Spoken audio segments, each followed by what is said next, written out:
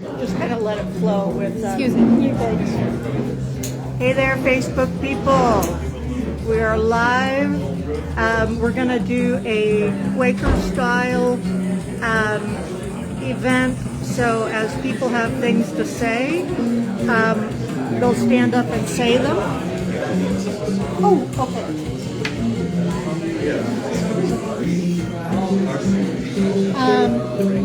We'll do that. People will hop up and say their thing. So you can participate online by commenting what your memory of Desmond is.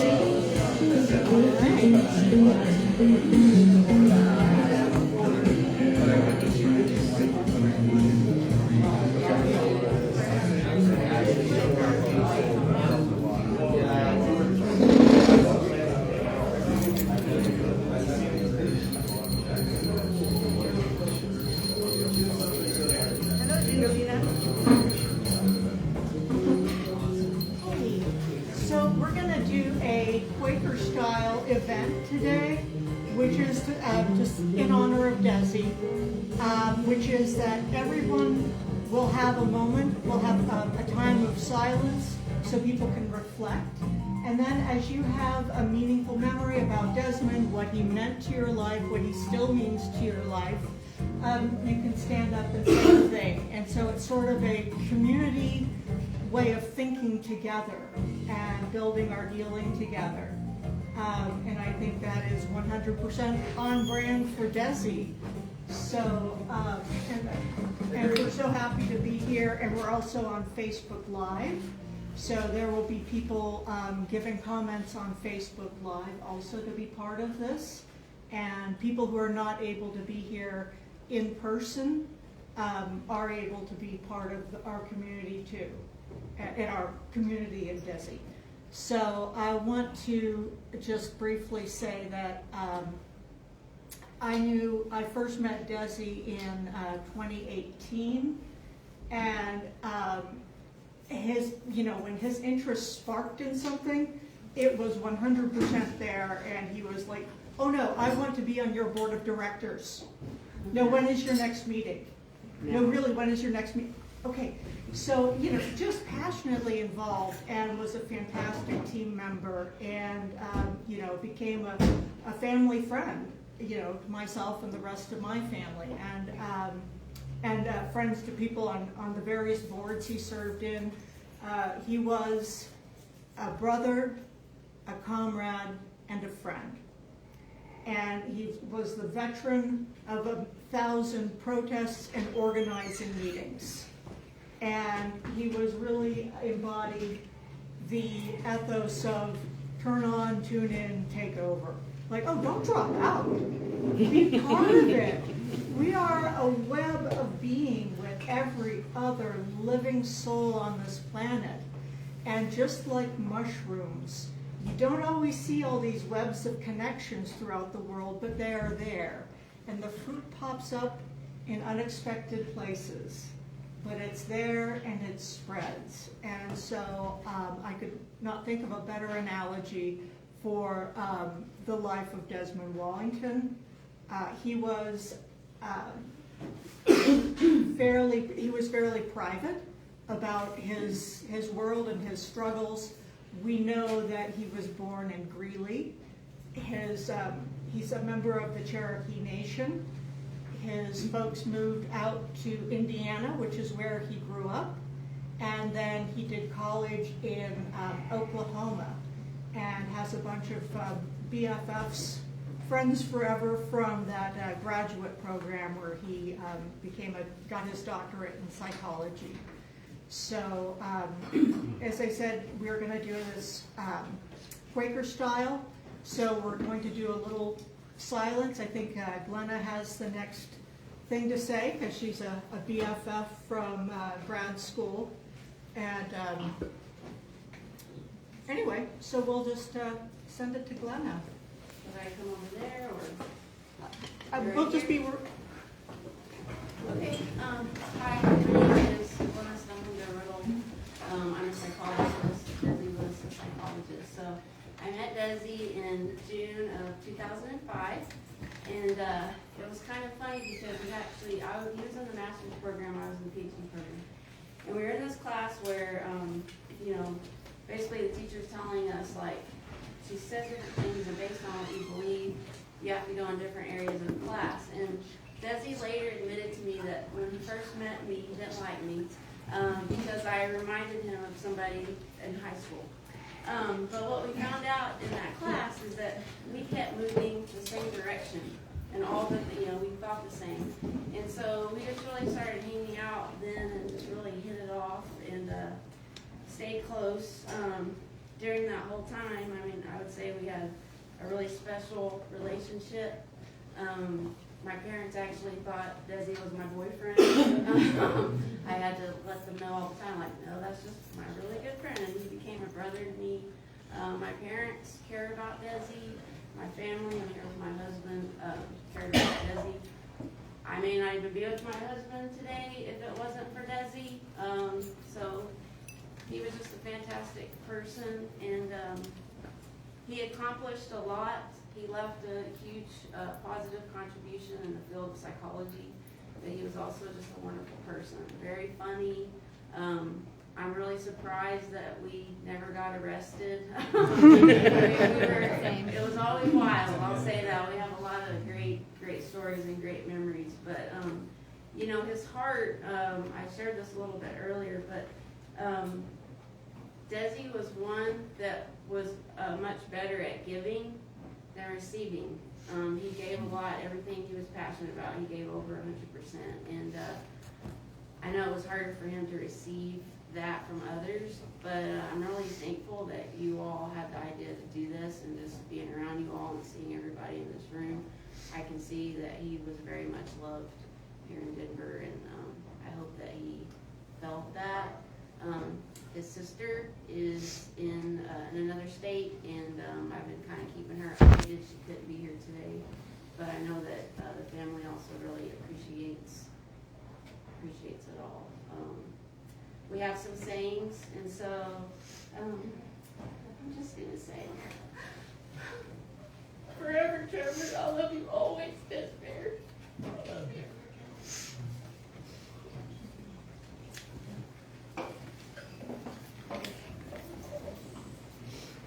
My name's Crystal Cochran, and I also met Desi in 2005 and still at our OSU in our master's program. He was actually the first person I met in class, in my very first class, and we quickly just became very good friends, and that's how I met Linda as well.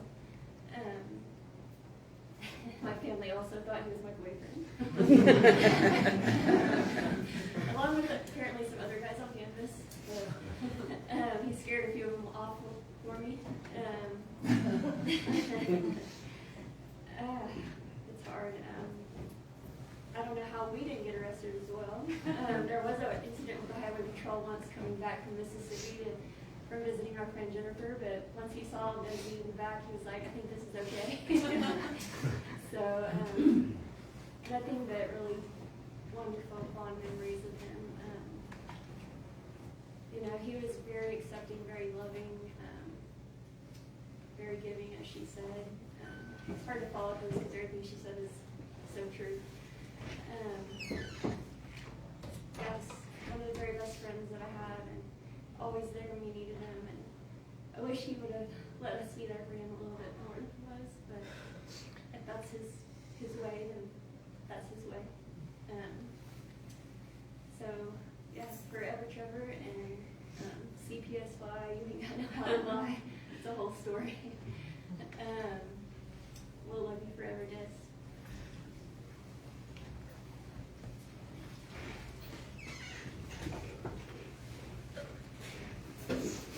Oh, everybody's already looking at me. My name is Bo. Heather and I are both from Oklahoma. Desi and I stayed friends, even though I graduated from Oklahoma and he graduated from our little brother. Oh, man. I love Desi because Heather's my best friend. She's my favorite person in the world. And he loved her unconditionally. And I loved him because of that. We first met going to a Weezer concert. He had extra tickets. And, you know, I think the last person to see him alive. And it was very difficult. You know, Heather found him that night and called me, and I went over there. And, you know, moving all his stuff out, you know, you think you know somebody, and then you really get to know him. And, you know, I've been over to his house a few times watching movies and whatnot. And, it was just, it was really cool getting to know him in that way. And I can only be here for like 20 minutes because I couldn't get off work, but he was just an amazing person, brilliant mind. As an Army veteran, I would say shrooms saved my life. And that was probably right after I met him that I tried them. And without people like him, they wouldn't be medically used for what they need to be. They wouldn't be decriminalized and legalized. And I mean, this man went to DC and back for people like us. I mean, he was just an outstanding human being. I will say I'll never understand the end of it. It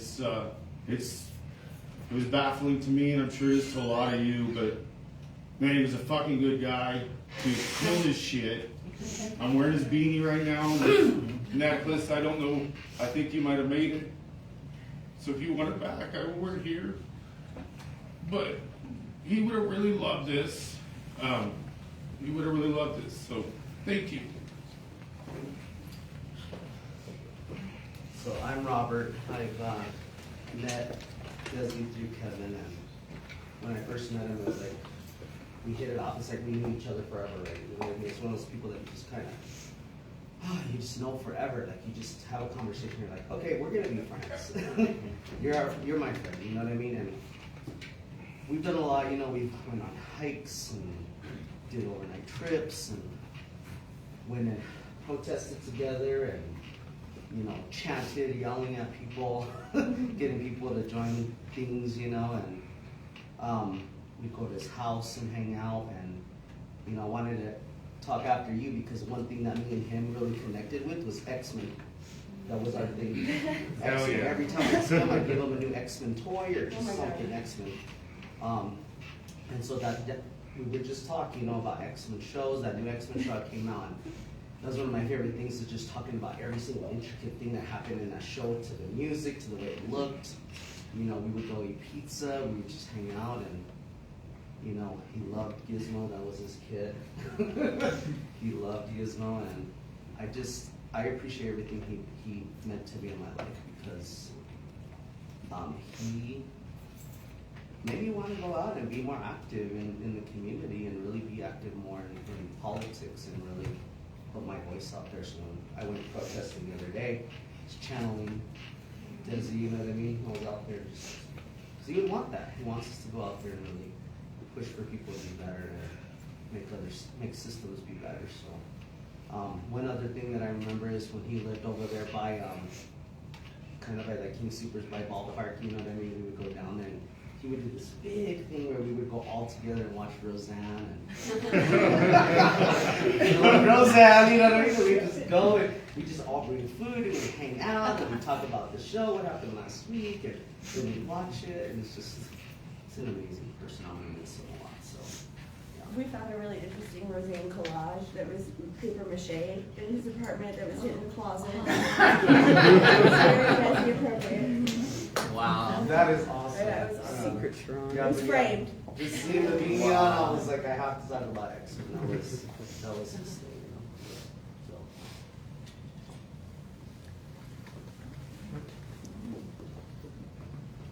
you know.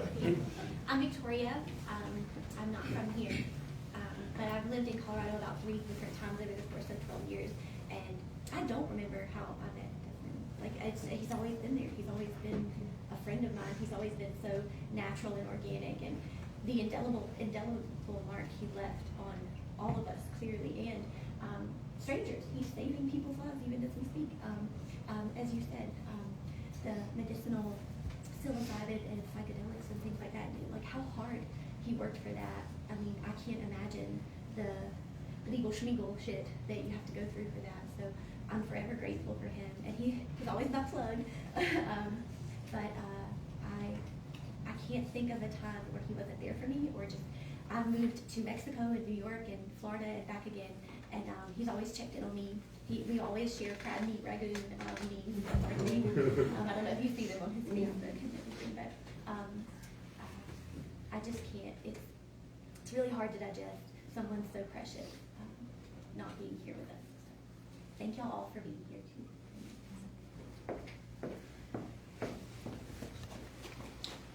My name is Jimmy.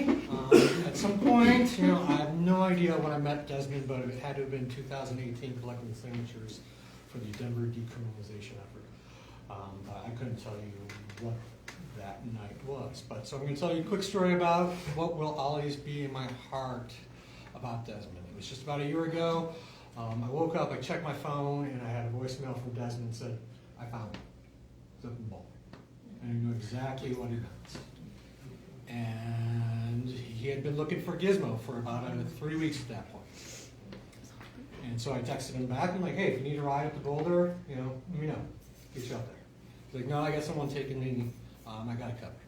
Okay, cool. So 3 hours goes by, and he knew it was opening at 11, and I get a text message about 11:20. "They won't give me the dog. I need your help." I'm like, "What?" So I call him, and I'm on the phone. And he's like, "Yeah, for why the dog came in, anyone associated with the dog or knows the dog can't get the dog. I need you to go up there and get the dog." And so my fiance Ashley was listening to this conversation, and also a great friend of Desmond, and we had plans. And so I'm like, "All right, let me check with her, and I'll see. Let me get back to you." And so I'm like, "Hey, you want to do some sketchy shit for Desmond?" Yes. So we get out in the car, and Desmond is texting us this whole plan of, "Don't act like you can't know me, you can't know the dog." He's got some whole thing going on. And so we get into Boulder, and we check in at the Humane Society, and we go through 1 row of dogs, 2 rows of dogs, 3 rows of dogs, 4 rows of dogs. Dog's not there. I'm like, "Check the website, Ashley." And Ashley checks the website. Not there. Now, either one, there was someone who came adopted this dog that's been sitting in Boulder for a month in the past hour and a half, or 2, they put the dog in the back. And so we choose a different dog, go out, play with it 30 minutes. Trainer comes out and says, "How's it going?" "This one's a little shy. What else do we got?" Bring out another dog. Another 30 minutes. Trainer comes out. "How's this?" I'm like, "Well, this one's a little active, but really kind of like the size and the breed. What else you got?" Trainer's like, "All right, give me 5 minutes." And 5 minutes comes by, and the trainer comes out with Gizmo. And Gizmo knows me from coming over to the house all the time, and so instantly took to us. And so I started getting text messages from Desmond. I was like, "Oh, that's Gizmo. Get out of there now. We're going to do a smash and grab after this well laid out plan for like 2.5 hours. And so we play with the dog for like 20, 30 minutes, and the trainer comes out, and like, "No, this is the one." And so we had to wait another hour, and there was some teeth cleaning and some shots, and pulled out this big plan, and like Desmond is sitting in a car just on the other side of the street in the parking lot, like, "Oh, bring over the dog, bring over the dog." And so by the time we finish, I'm like, "No, we're gonna meet down the street in the business parking lot." And so brought over the dog, and the smile on Desmond's face when got Gizmo back into his arms.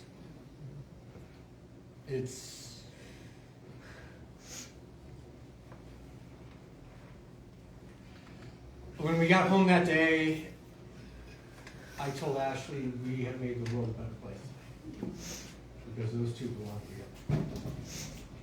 And so I could not have given a better gift to my friend than exactly what he needed at that point. And so that is what I will take with me for the rest of my life about how much he really cared and how much fun he was doing sketchy shit with. I miss you, brother. That was an awesome story.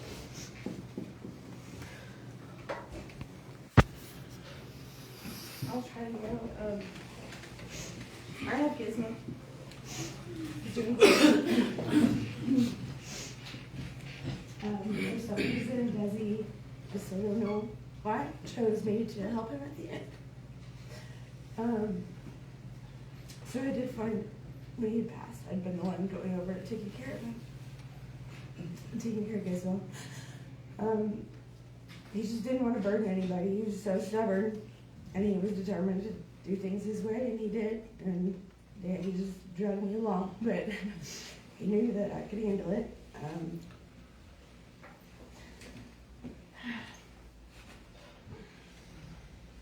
So one of the last things he saw, because I couldn't be there all the time. I have 3 kids and I work, and he couldn't do much for himself at all, and I couldn't be there. So but I had Gizmo, and that killed me. So I was like, he needs a Gizmo when he's down and out, and but he couldn't let him out and stuff. So I would take him, and anyways, he was playful and playing in the snow and had all his toys and squeaking and running around, and that was like the last text of mine that Desi got was that video, and he loved it. He loved it back. So he got to watch him play and stuff. And when we went over there and we found him, I had Gizmo with me to visit him, and Gizmo walked in the room and he just immediately cried and laughed, and I knew. So they had a special connection. Desi said, he's the only dog I ever liked. and he didn't like him, he loved him, and he's spoiled rotten. I'm like having to wean him off the most expensive customized food that is mailed to him. I'm like, we're going to afford it for a while to wean you off, buddy, but he has more toys than my children, and my children are spoiled. So he's in good hands. He's very well loved. Anybody wants to visit him or play a date, you're welcome to. I'm out there. That's about all I can say. But I know that he very much loved everybody, and he loved his work. And I still don't know why I was in the position I was in, and I was for months advocating to let people help me, and showing up and bringing food to him when he wouldn't ask. And then he finally did let me, and I was like, hang on, do I want this? But I'm really glad that he trusted me to take care of Gizmo, and he did go peacefully and in his own way. So you guys all know he was still cracking jokes and sarcastic in the last hours. So, he did it how he wanted. When I was leaving, he told me he had to go to work. So I thought he was kicking me out. I thought he was mad at me, kicking me out of his house. It's probably the last hour he was alive. He had an appointment. And he was wanting me to leave and turn the light out. So he was like, I gotta go to work at 1. And it was like 12:55, and I was like, oh, I'm sorry. And yeah. He was still helping people want to Yeah. out.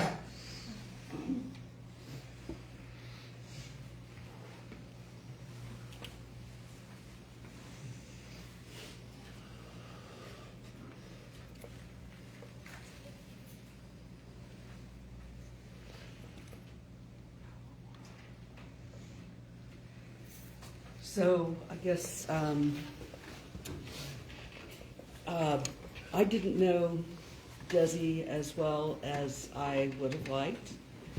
We both are on the board of RCV for Colorado, but I always found him to be intelligent, creative, insightful, funny, and kind, unfailingly kind.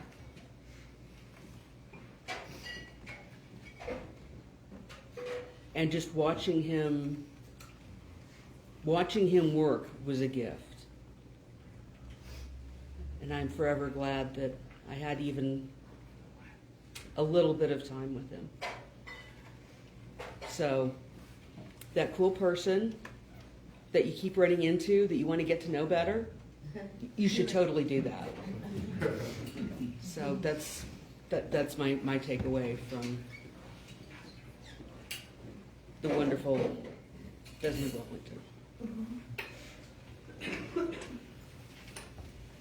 My name's Travis. I met Desmond by way of the Denver campaign that has been mentioned a few times here. And so Desi's inroad to the campaign was an Uber ride. And one of our petitioners was in a car, and Desmond was the Uber driver. And she was talking about how we were on a mission to decriminalize mushrooms. And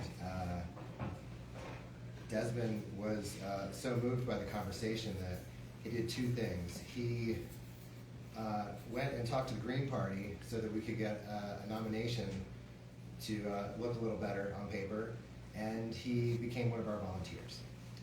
And I'm pretty sure he was at every volunteer meeting. Every Friday we would cook soup for the volunteers, and he would show up and he would ritualistically almost bring me a new mushroom figurine to put somewhere in the house, whether it be a toothpick holder or a little gnome. You could just definitely tell that he felt very placed in the work and in the movement. And after we decriminalized mushrooms, I know that he really was inspired to continue, in his own way to show up for the medicine and the people that would benefit from it. And I guess it was mentioned that he traveled to DC to even help with their efforts. And I think at least 10 times in the last couple of years, he didn't hesitate to just, let me know that he was in life where he was because of us in the campaign. And I thought that was really beautiful.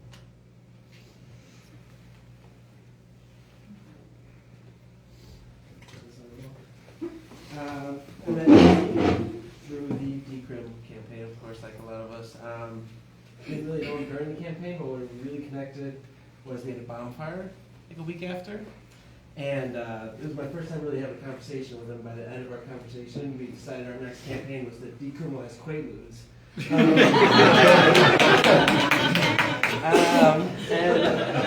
same sense of humor as I do, where you don't know if we're joking or not. And so by the end of the night, we were chanting legalize ludes. And again, I didn't really know if it was a joke or not, but I go with it. And like a week or two later, he sends me it looked like the mushroom campaign shirt, but it's instead of decrim mushrooms, it said legalize ludes. And I'm like, is this guy serious? And so that's always been specialized in me, and also he was a great organizer with the Psychedelic Club.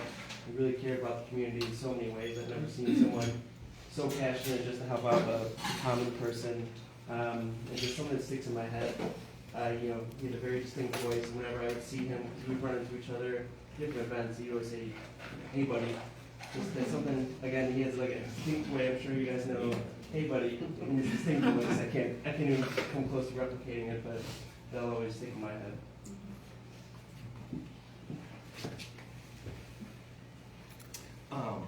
I totally remember the "Hey, buddy." My name's Jacob Curtis. I just wrote down a couple things. I first met Desmond in the Psychedelic Club of Denver's Facebook group. We were discussing the 2013 ban on 5-MeO-DMT, and I jokingly said, "Thanks, Obama." And I think that was a fitting starting point for our friendship. It told me that Desmond was someone who could take a joke, someone who wasn't super rigid in his views, and more importantly, someone you could disagree with and still be friends. Our friendship really took off in the aftermath of Denver's 2019 campaign. Desmond's knowledge of psychedelic history was incredible. He didn't just know the big names in major events. He could talk for hours about the lesser known figures and moments that shaped psychedelia. He was the one who introduced me to the JFK psychedelic connection through the book Mary's Mosaic. It's really good. You should check that one out. But it's just one example of how Desmond had a way of opening people's minds to things that they might have never considered before. But psychedelics weren't our only things that we talked about. I found out later that he was deeply involved in ranked choice voting. And one day I had an interview lined up with our political reporter, but our original guest couldn't make it, so I called Desmond. He came down to Channel 7 and did an interview in the studio, and I think he really enjoyed that. And he got me interested in RCV, so that was something I hadn't thought about before, but he's always making you think in new ways. And then we had a friendly rivalry in the 2020 Senate election. We made a bet on who would win, and we bet on Blue Pan Pizza was on the line, and I won, and sure enough, he took me out to pizza. So he was just good on that. And then when 2022 came around, we had countless conversations about the statewide campaign. Desmond, as a ketamine therapist, had insights that were fascinating, not just to me as a journalist, but someone who is generally interested in the topics. We also bonded over David Lynch. It's wild that Desmond passed just like a week after David Lynch. If you ever visited his house, you probably remember his Twin Peaks themed bathroom. We shared a lot of log lady memes. The last time that we hung out, Desmond took me to a Tori Amos concert at Red Rocks. That's just who he was. He was generous, really generous, thoughtful, and always wanting to share an experience. So it was a great night. It's just Desmond was a friend you could talk to, laugh with, debate with, and knowing that your friendship would always be coming first. And that's something we can all aspire to in relationships, and you'll be missed. Thank you.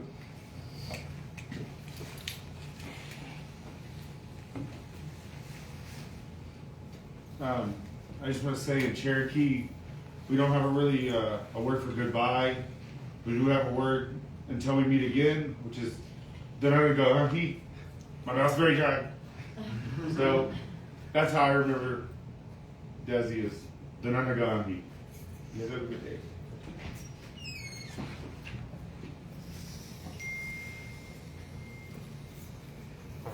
My name's Brandon. I met Desi about 2 years ago, and I got introduced to him through a friend. Probably one of the worst moments of my life, and he became my therapist. But quickly after becoming my therapist, he became my friend, and I met with him every week, sometimes twice a week, for the past 2 years. And I watched him deteriorate, and it was kind of hard. And I'm glad when you came in and started helping him out, because there are a couple of times I would come over to help him out as well and gizmo and stuff. It was really hard because I'm medically trained, and I tried to help him out a couple of times and get him to go to the hospital and stuff, and he just would not do it. So I knew the next morning after he died that he had probably passed and stuff, but he did get on with me and stuff. But if it wasn't for Desi, I wouldn't have been introduced to the ketamine therapy, which has been so impactful on my life and everything. And there's no one else like Desi, and trying to find another therapist like Desi is almost impossible. There's no one that does what he does here, really, and I'm grateful that I got to meet him and be friends with him.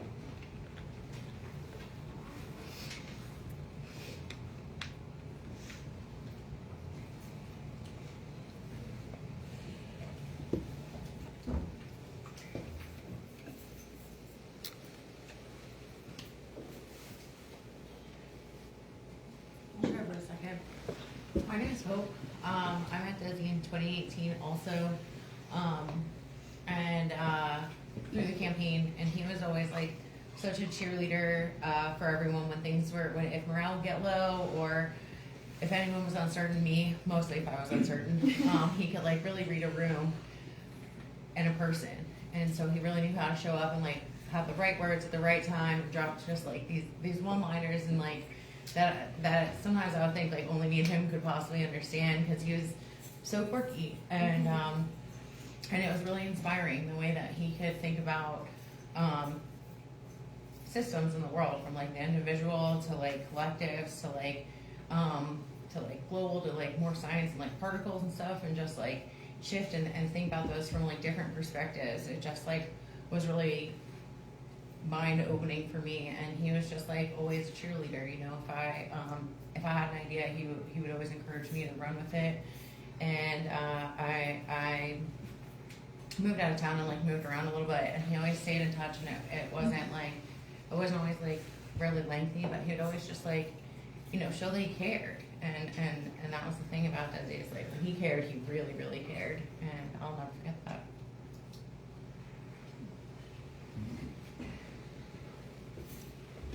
Hi everyone, I'm Chris. We're here at Patterson Inn. I love this statement because I can't tell you exactly the first time I met Desmond, but I can tell you that I remember him being there, being the president. It was on drug policy reform. It was on community-based politics. It was on activism and the work we all do in community. I'm a mark for progressive causes. If you don't know, I try my very best to be engaged on the ones that most people don't think we can win, and look at all the ones we win. So when Desi needed a place for Jill Stein, right? It's not necessarily where my politics were, but to open up the door when he asked, it was unquestionable because of his willingness to do the same. I'll say the joy part, the images when you went to the concert, I said it before, the Madonna concert. I mean, this was someone who extracted a great degree of joy from the little things, and hopefully that's the reminder, the things that we miss sometimes on the day-to-day. Let Desi be the reminder to find that little bit of joy. So thank you for being here in a place that he had been a few times, and to have the chance to share it is, thank you for being here.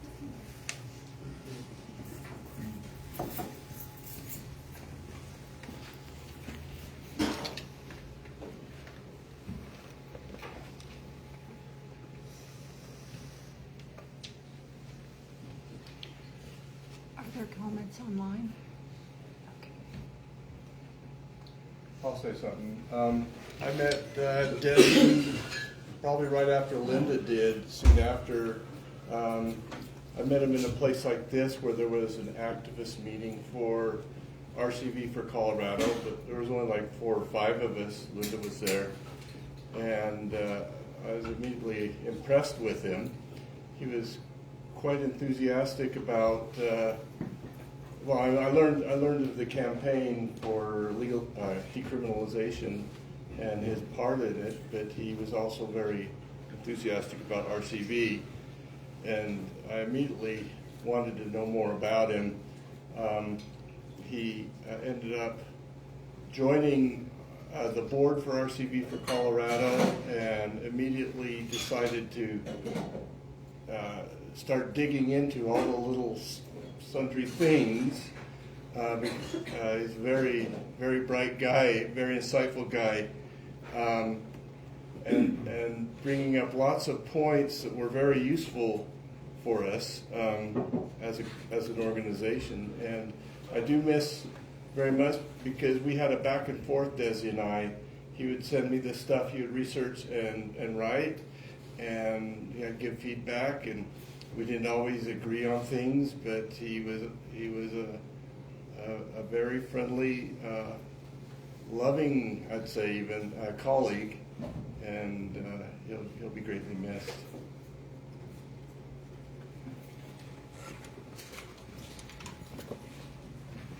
My name's Ryan. I'm from Oklahoma. I'm Glenna's husband, and Desi may be the reason that I'm married to my wife. I don't know when I met Desi either. I just know when I got Glenna, I got Desi too. So I kind of dated Desi because I dated Glenna, and everywhere Glenna was, Desi was. Which was fine with me, because Desi. What I see in this room is I see people from all walks of life and all different places and aspects, and we're here because of Desi. And Desi brought people together. Desi showed compassion, and he showed love, and he gave unconditionally. Desi and I call Desi my brother from another mother, and just like Never Trevor, we all had these little funny sayings that we would do, and Desi remembered all of them. Desi also challenged me in my way of thinking, and I think that he did that intentionally because I'm a country boy from Oklahoma. And Desi and I had some conversations about some things that, challenged me. And he did it in a really kind and compassionate way. And I, kind of like a lot of y'all said, from the moment that I met Desi, it was just like he was my friend and my brother, even though he was one's best friend. Desi and I got to have a lot of conversations about a lot of things, and the last time that I got to talk to him was just about 2 weeks before he passed. I was out in the woods looking at the stars and called to talk to him, and he did a "hey buddy" kind of thing, and we just talked for about an hour about, I don't even remember what, just about life and things, and he's going to be missed very, very, very much. And the impact he had on life and thinking and the person that I was is profound. I don't know what's going to happen in the future, but I know the impact that Desi's had in the past. I know the memories that he's given us, and every one of y'all that are here today. I'm just grateful that we can be here to celebrate Desi and all the things that he meant to each one of us today, especially my wife. And it's just good to see y'all to be here today. Thank you.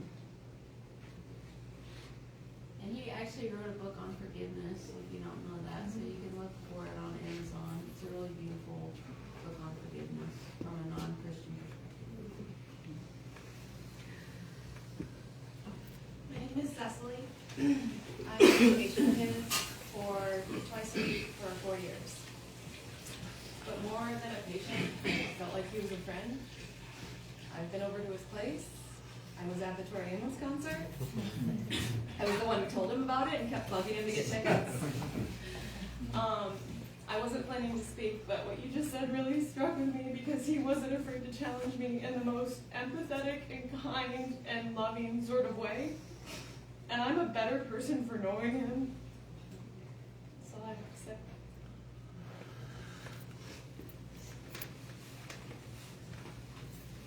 My name is Cry.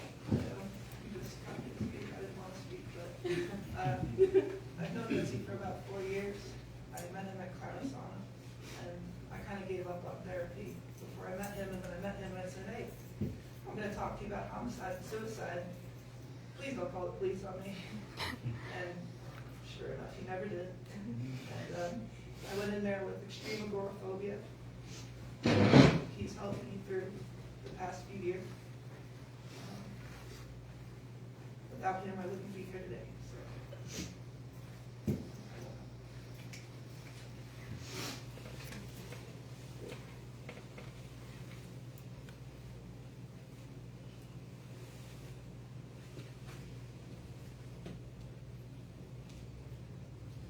I'll say so.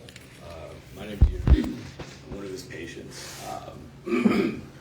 After probably knew Desmond for about 3 years, and I don't know. I've been sitting here thinking of what I want to say, but I just want to say he's a groovy guy. Like, I would not be here if it wasn't for him today. I've had so many issues, and I would remember screaming in therapy with him, and everyone's been saying it, but that "hey buddy," I used to hate getting called buddy until Desmond called me buddy. That should actually calm me down, and I didn't even feel like he was my therapist, honestly. I felt like he was my friend because I have been over to his house. I did DMT with him, and he's just a great guy. And for my future career, I want to be a therapist and a psychedelic therapist, and I hope I can be a half a therapist he was, because it was either inpatient psych or ketamine therapy, and I had no hopes. And I met him, and I was like, wow, I've never met a therapist I liked and I got along with. And he saved my life, so all I could say is thank you, and I'm sure he'll be missed.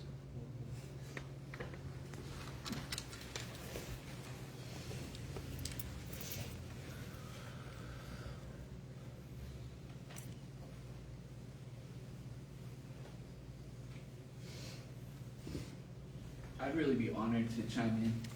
My name is Kevin McCloskey, and I knew Desi since a little bit after he moved to Denver here back in 2014. And so he's gone on to be part of a lot of these legalizations and really like making a mark, I think, in the most positive way I could imagine. You know, we all watch the news who's making laws, but Desi was part of making some laws that were really positive.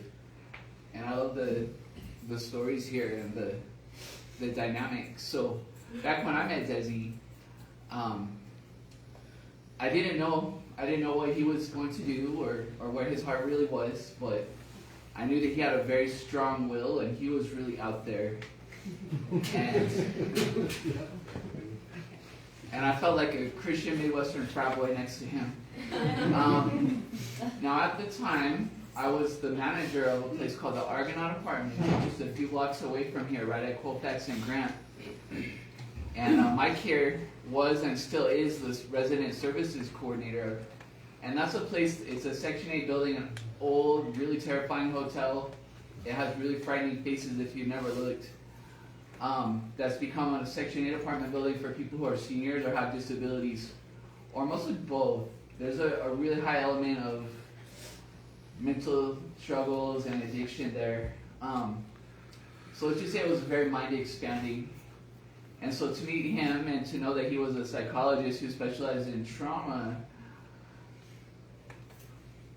I was kind of half drunk and it was a half joke. I said, hey, if you want to have a ready-made client group and save money on office rent and wait for Medicaid and Medicare money, I've got a whole population that can benefit from that. And we had a lot of issues. You know, people, I would say, I said it many times, they couldn't make it around the corner to an appointment. People going into places of the buildings they shouldn't, getting themselves in trouble, getting themselves evicted, causing a lot of problems. And he shocked me and he took me up on it, but I kind of knew, because I like that he wasn't from a sexy part of the world. I could just feel that, like, breaking out. But he was no Oklahoma evangelical either. So he took me up on it, and he started going to do sessions with many residents. And we saw such an incredible turnaround. I was so impressed and so proud. And, you know, like when I met him, I just thought, wow, I really like lifted up one of these little manhole covers of like the world. There's light underneath it. I tapped into something. I was so happy. So he did that. Some of those people turned their lives around and they came to be thankful. And I was, again, so proud. And he continued to see some of those people with ketamine treatments and things for years. But he was also a friend, and yeah, the hey buddy, that's the best I could do. Hey buddy. It was so genuine, so warm. So I'll always remember that. You know, he was what I would call an old soul. Yeah. Like he was always here, he always will be here. So I hope you enjoyed that. But Desi did like make you feel alive, and Desi would hit us up and say, hey, you know, I wasn't really part of a lot of the things that he was in a big way at all, but he would say, hey, come do this, help us out, take this step, write this person, be in this place. So what a better world. And later on, you know, I knew that there was some interesting things. He was very strong-willed. Very strong-willed. Yep. Like I knew I could not question it. I could not cross that line. So Desi asked me to bring him food one time, for which he overpaid me, and I could tell that he was not looking the best. And if he was a resident, I would have been like, I think we're supposed to call those protective services, but he downplayed it. He showed his strength, and I just knew that was him. And I went and watched Gizmo, and you know, I could see that he was on his terms, and that meant a lot to him. And yes, I think Linda, you said his origin story was somewhat mysterious, quite mysterious. So we get that mystery, we get that strength, we get to be part of it, kind of like we're part of a legend. So I'm really heartened to be with you all, even though we're sad and we're gonna miss him.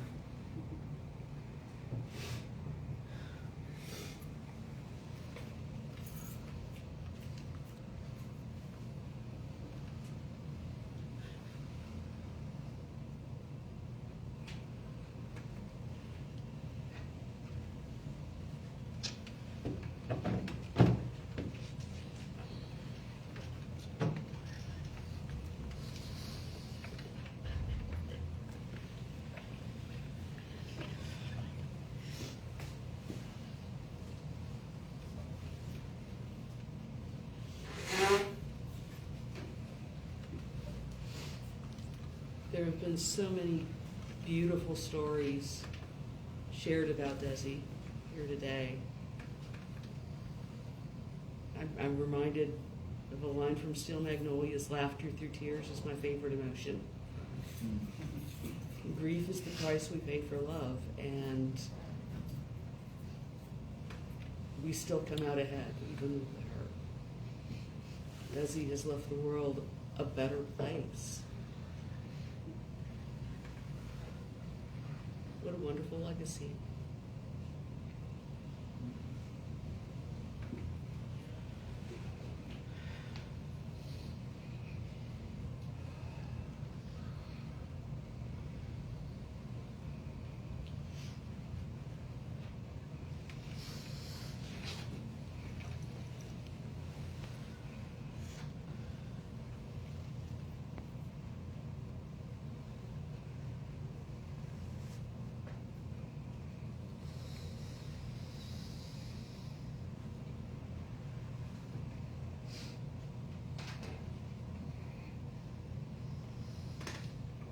I'll just share a little.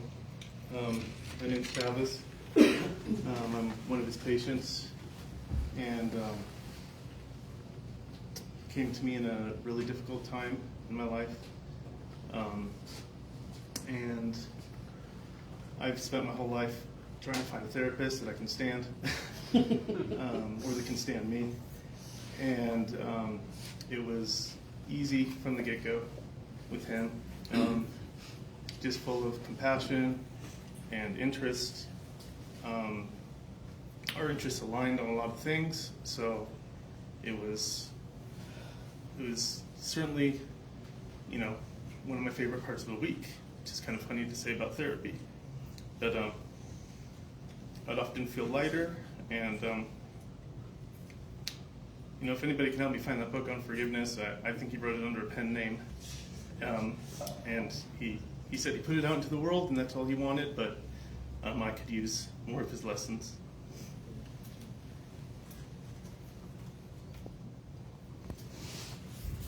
My name is Brian. I'm one of Desi's patients for about a year, and he helped me through significant trauma and helped me clear the gap of difficulties in my life. And saw him every week, and he loved cats, and so I had a cat, and I would hold my cat up, and he'd hold Gizmo up, and we'd let the cats look at each other and give them kisses and get distracted. But he had an amazing way of bringing me a beacon of light when I needed it, and he actually saved my marriage too, so on top of all that. So 2 people. But one thing that he taught me was, Brian, you're not sad, you're not angry, you're not depressed. It's not you. You're just being visited by sadness. It's like a storm. It's like a weather pattern that comes in. You're just being visited by anger. You're being visited by whatever it may be that you're feeling. But that's not you. It's just like a weather pattern. When the storm comes in over the house, yeah, there's rain. But when the weather leaves, there's blue skies again. And so that was such a powerful thing that I carry with me every day that he taught me. And the world is definitely a better place because of this. Thank you all for being here. So speaking of cats, I worked with Desi for 3 years at Clarasana, 12-hour shifts, full-time for 3 years, and not even 12 hours a day was enough to spend with him. After was my shift and I was able to go home, I went into his office and I would just sit there and just be in his presence, and it was, I loved that man with all of my heart. But the cats, so I would go in and give the patients IM injections of ketamine, and people aren't really, they don't like needles, right? No one likes needles, so I would try to distract them, and he would walk in and walk me out, and sometimes with the really anxious patients, and he would say, "It's okay. It's gonna feel like a little kitten in your arms."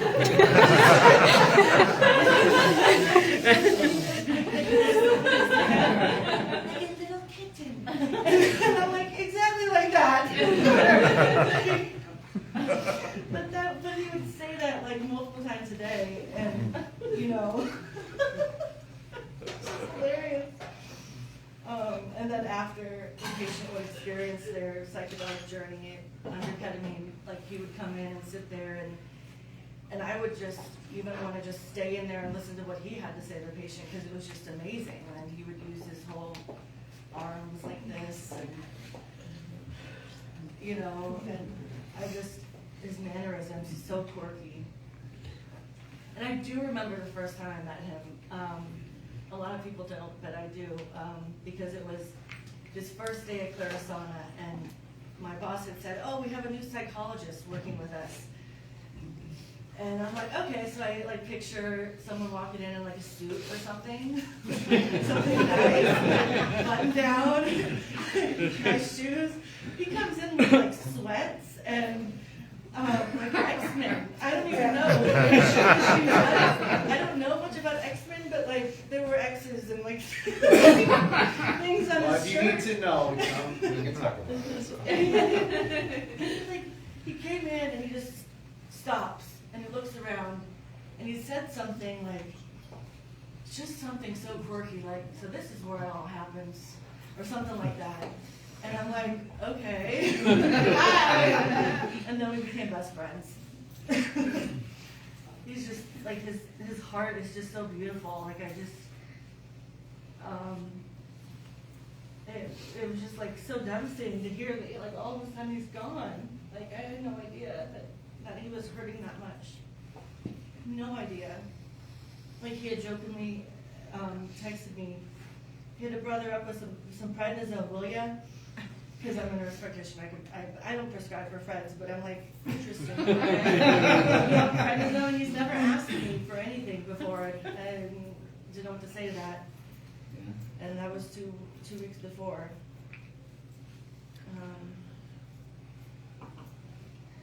Yeah, I loved him. Many of us don't know you. Can we ask? We're not friends. We're not friends. Friend of a friend. Oh, did I not introduce myself? No. I was saying, many of It's a us tip. don't know you. Can we ask for a prescription? We want drugs. If you can get us some drugs, we'd be happy. That's got a sense of humor. We need a little bit. And sometimes I would get it, and then, yeah, he'd have to say it sometimes. It's not us, it's you. I'm just like Steph. I met him working at Patterson. I'm also a nurse practitioner. And I worked for 20 years in heart and lung transplants and critical care, and left the hospital in 2021 and kind of skipped around and ended up at Patterson, which was incredibly eye-opening since I come from academic medicine and guidelines and very born and raised in Dallas, Texas. So, you know, very different views growing up and not very familiar with ketamine or psychedelics or anything. And he was incredibly, he taught me so much and eye-opening, and he challenged me, like I think everyone has said, especially for somebody that doesn't know any of that stuff, but was taking care of patients every day and listening to him as a therapist, his hey buddy, and he would come in with like, patients screaming at the top of his lungs, and he was just amazing human, a very good therapist. I learned so much from him, and he challenged me a lot, and I have a totally different appreciation for ketamine and psychedelics because of him. And I mean, I personally have never experienced it, but I wanted to do it with him. And we talked about it so many times, and I think that's probably my biggest regret, is not even doing a ketamine session with him even, because he's just such a safe place. So, and it's cool to see so many different walks of life come together to celebrate him, and I think it truly does show his legacy, as we have all seen. So, he's a good guy. Really quickly, I found the book, I posted it in the event, and 2 people have posted their stories, if y'all will let me read them. Tyler Williams says,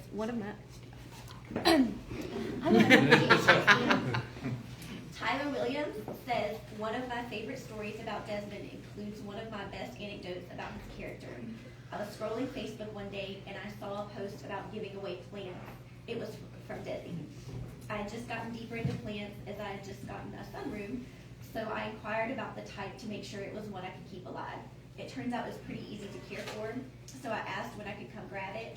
It was pretty open, so I went down almost immediately. I didn't realize I was heading to his ketamine clinic. Not only was I going home with a new plant buddy, but it was the first time I got to see my buddy's workplace, something we hadn't even considered would be possible when we were working together to decriminalize mushrooms. I was thoroughly impressed, as always. I will say, side note, impressive is one of the words that comes to mind when I think of him. As always, with his work, he gave me a short tour, and his office was all decked out in what would probably be considered paraphernalia in other states. When it came Water time pipe. To, yeah. When it came time to receive the plant, he asked me, "How do I do this?" I laughed and I said, "I have no idea." He said, "I think I can just put it in water." He came back with one of those little drinking cups you get at the water cooler, popped off a little baby spider plant into the cup and gave it to me so nonchalantly that I just stood there for a second. He thanked me for coming by.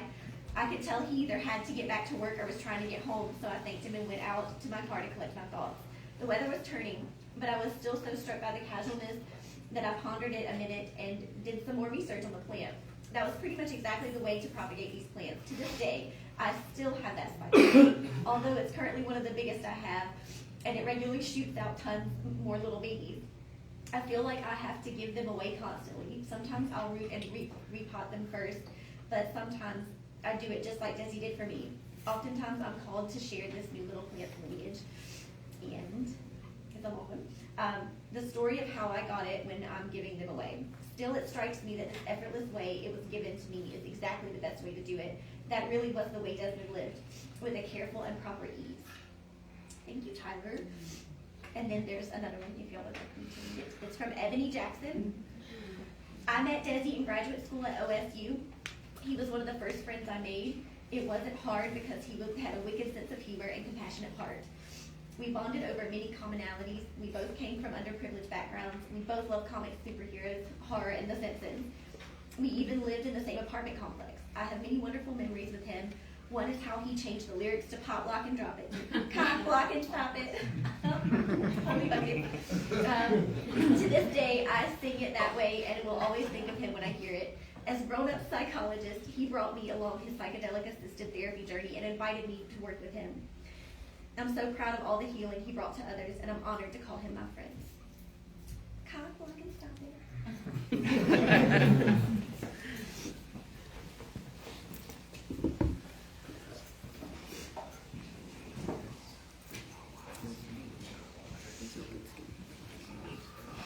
I remember that spider plant in his office.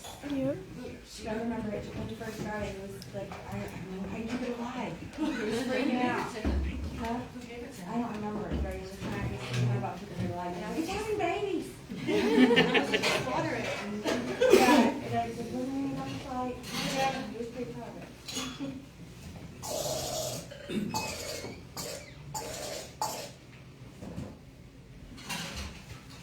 I just want to say it's been really nice to hear from his patients. Desi was very committed to his work. I wasn't surprised when I heard that he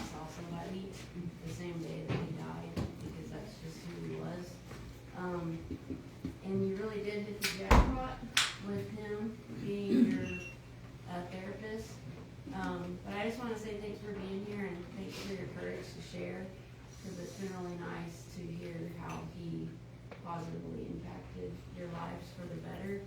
I know as a psychologist, sometimes we don't get to hear that or get to know those things, and it's really tough. It's a very difficult profession, and he loved it. And he was very committed to continuing to serve the Medicare and Medicaid population. I mean, we have lots of conversations, and a lot of other providers wouldn't be seeing those populations anymore just because the states and government make it really difficult. And he didn't care. He really stayed committed to that. He's very passionate. He would remind me of why we need to stay committed. So I just wanted to say to his patients, thank you. It's been really beautiful, and I'm going to share with his sister how much he helped you all out, because I think she would really enjoy hearing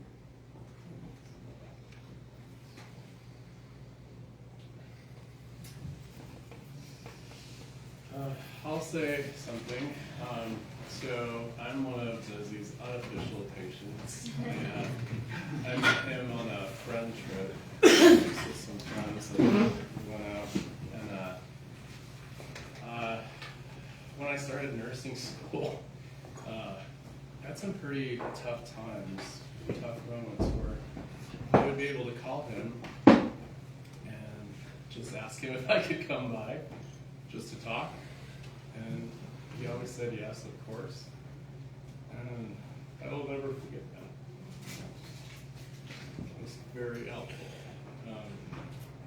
I don't know, there's something about him that felt very soothing. So, thank you, Desi.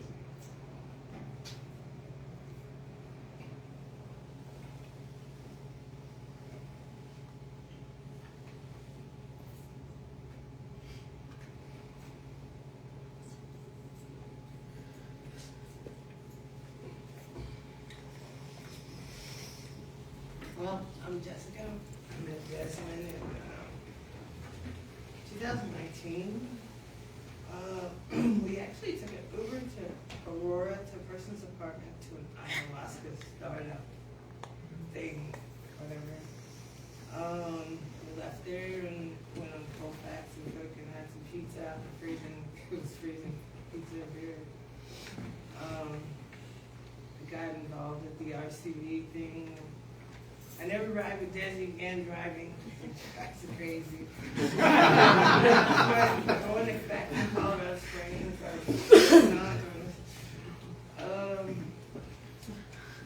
He loved, I turned him on to The Boys series on Amazon. That was our thing. We sat and ate Mexican food, drank beer all day, and watched it. I had to rewatch the first season all over again. So, yeah, I'm really gonna miss him. It's going to the movies, going to see Thor, or Naked Brother, yeah.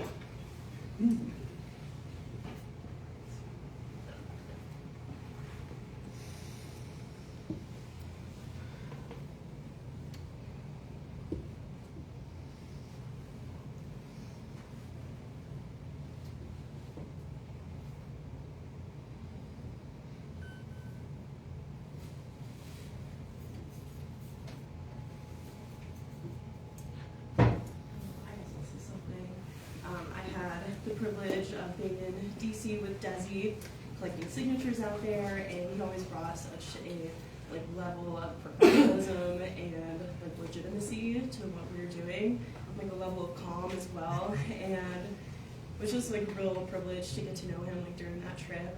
And then we served on the Psychedelic Club of Denver board together for a little bit, and we're kind of a group of ragamuffins, just a group of real grassroots people coming together to create something.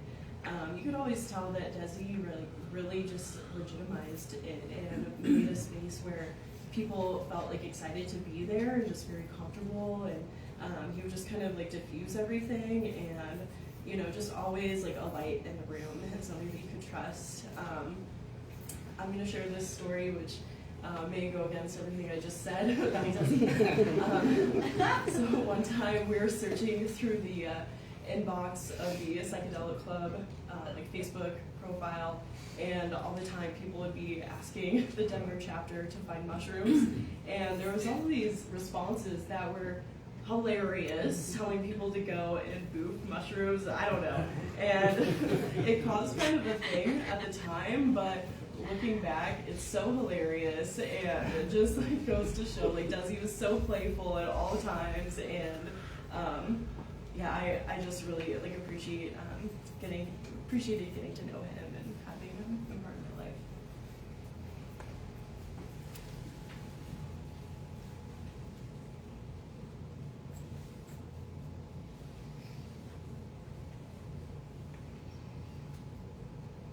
My name is Paulo. I knew him from the psychedelic club as well, and I never knew he touched so many. I mean, he changed so many lives with the psychologist. The psychology. Yeah. It's incredible. I had some ketamine sessions with him when I was going through some hard times, and I felt so safe with him. Yeah. And yeah, I'll always remember his humor for sure. And I don't know if there's anybody who said crab brain goons.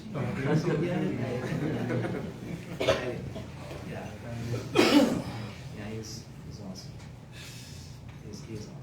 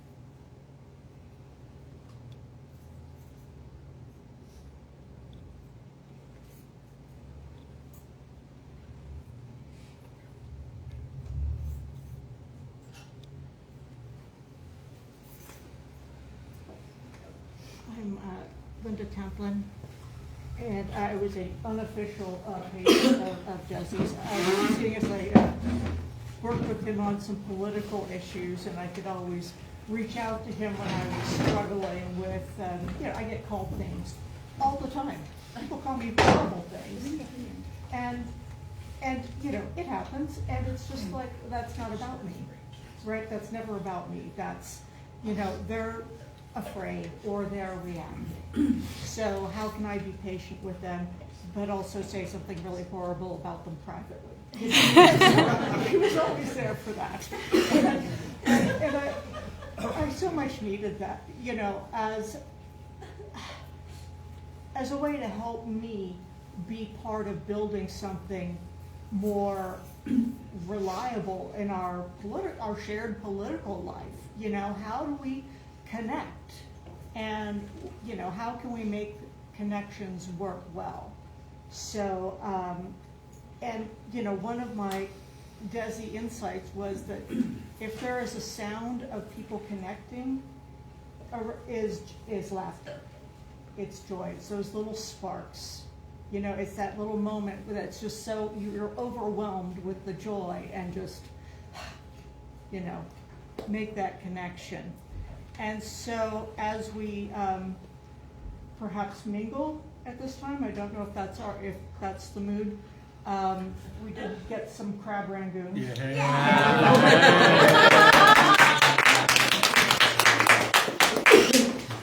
And so we'll be, and people are dropping things on the Facebook, so we can still connect through his page. So the, the Desmond Wallington web of life continues. So I'm going to set out the crab rangoon on this table in the back.